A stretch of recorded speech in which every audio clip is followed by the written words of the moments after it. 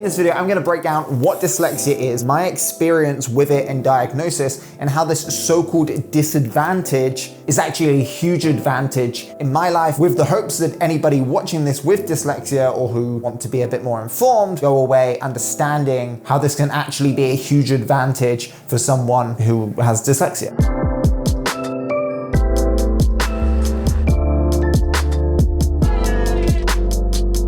So this week I actually found my report from when I was diagnosed on 2nd of September 2014. That was 7 years ago. I was 21. I was in my final year of university. But the thing is, I knew I had had dyslexia my whole life. It just was apparent from a young age, but for whatever reason, I wasn't tested. The only reason I actually got tested at university is because I heard if you were dyslexic, they gave you a grant and you got a free MacBook out of it. And I was like, I want a free MacBook. They put me in for the test, and that was when I was officially diagnosed with dyslexia. So let's just get the basics out of the way first for the people who are here and they just want an explanation of what dyslexia is. Dyslexia is a brain-based condition that primarily affects the skills in spelling, reading, and writing. It's a learning difficulty rather than a disability. Characteristic features of dyslexia are difficulties in memorizing things, retrieving information, how you sequence numbers, and phonological awareness, which is the ability to recognize and work with sounds in language.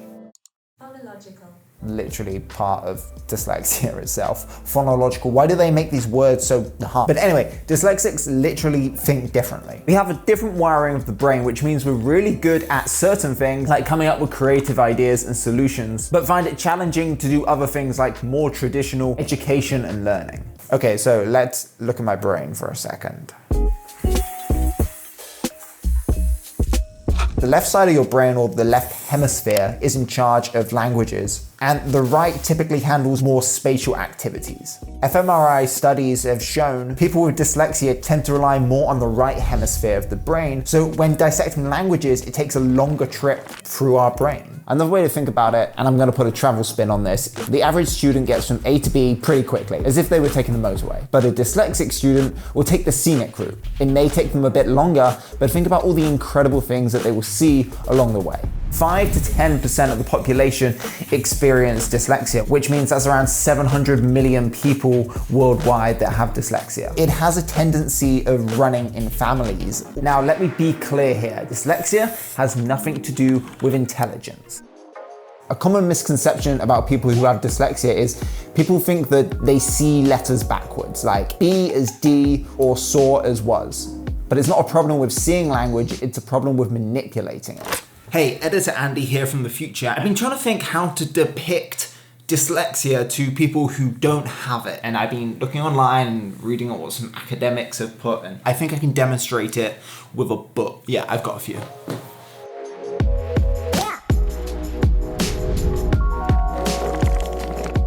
Okay, take a second to read some of this text.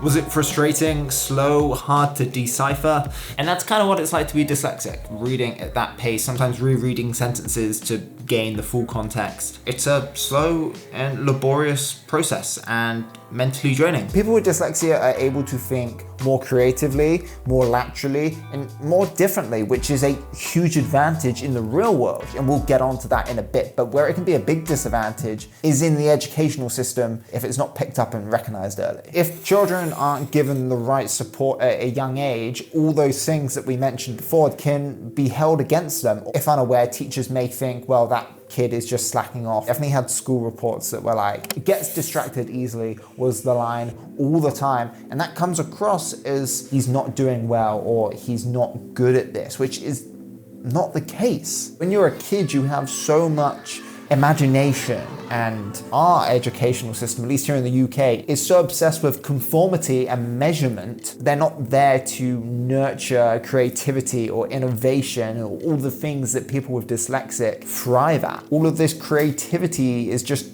educated out of them. If you don't fit this way, then sorry, but you're just not right for our school, which is completely wrong. And a major point I want to touch on that I've heard from a lot of people is they can just then go through life thinking that they're a bit stupid because they don't know that they have dyslexia. I think in turn, if it can be picked up early and they can have the right support, you can focus on these kids' strengths and help them succeed. And let me reiterate, it's nothing to do with intelligence. It's just how the brain is wired. So many entrepreneurs and successful people have dyslexia. Just look at this list of people who succeeded who have dyslexia. Clearly, all these people had the capacity to succeed in life. I know for myself, there was nothing that was really stimulating me or helping me. It was only when I got to college, which was playing in bands all day, I was like, oh, this is what I'm good at and I can do this. And from that, I learned business skills and creative skills and marketing skills and how to promote our band and essentially make it a business. That's where I really started to find my passions and what was inspiring me to stay in the creative field. I always told myself I was going to do something creative and I wasn't going to let anything else stop me.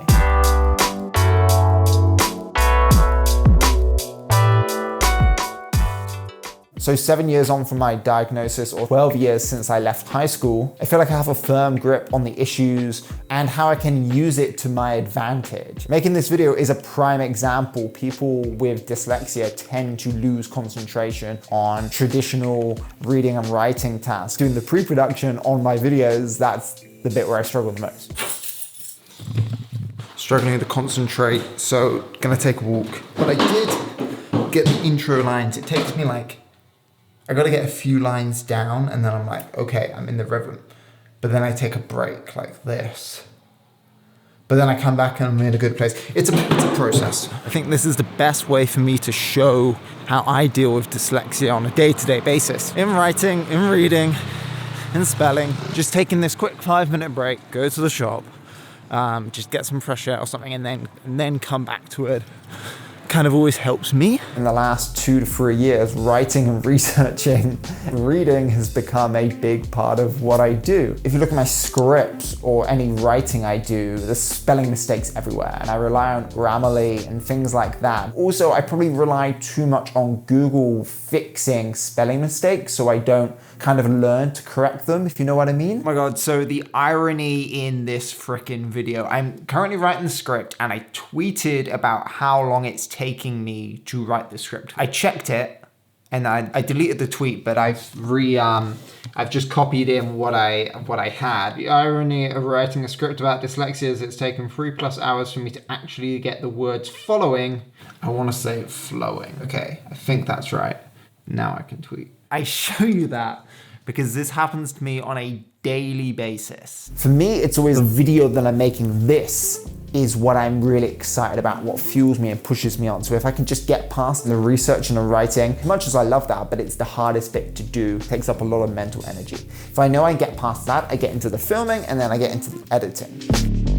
So the world sees dyslexia as a disadvantage, and I don't think you should see it like that. I don't look at it like that. I embrace the fact that I have dyslexia and that makes me a little bit different and unique. After spending the past week working on this piece and looking into my own history of it and doing research on all these incredible other people that also have dyslexia, from Steve Jobs, Whoopi Goldberg, to Leonardo da Vinci, to you guys, to the people that message me on Instagram sharing their stories with dyslexia.